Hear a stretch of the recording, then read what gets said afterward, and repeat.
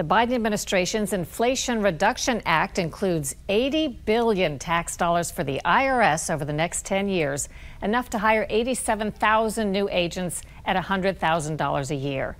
Some critics say America's tax agents spend too much effort harassing the little guy while bypassing multi-millionaires. James McTigue heads up the tax policy at the General Accountability Office, a government investigative agency, which recently examined IRS audit trends.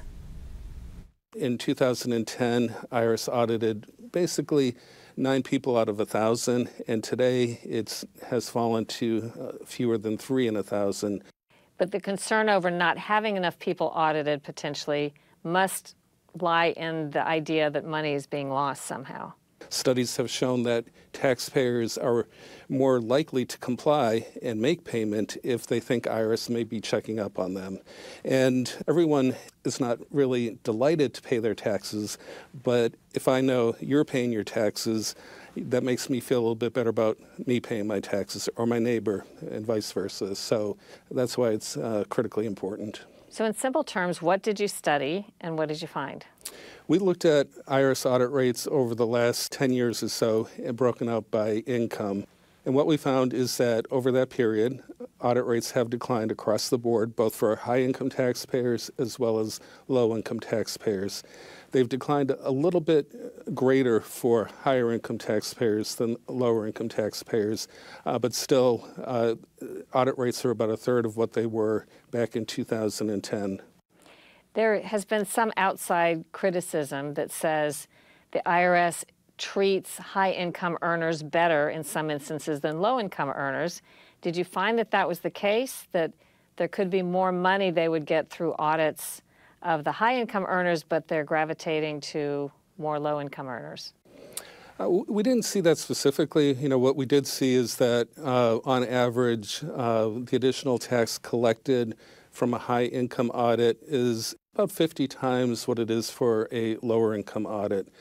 So in terms of bang for the buck, the audits of the highest income, highest earning individuals, those with incomes in excess of $5 million annually, those do have a higher return on investment.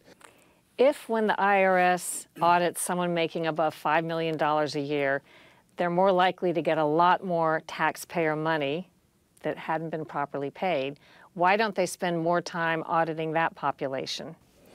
Well, as our report did show, IRS does spend a lot of time auditing that population, and in fact audits that population at the highest rate, when broken out by income.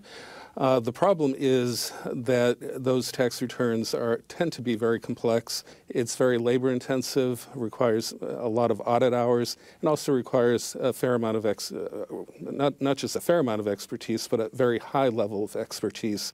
And it takes time to train and develop the expertise that is needed to go after these higher income, really well-financed in terms of their tax and accounting advice. So IRS, to some extent, has been outgunned.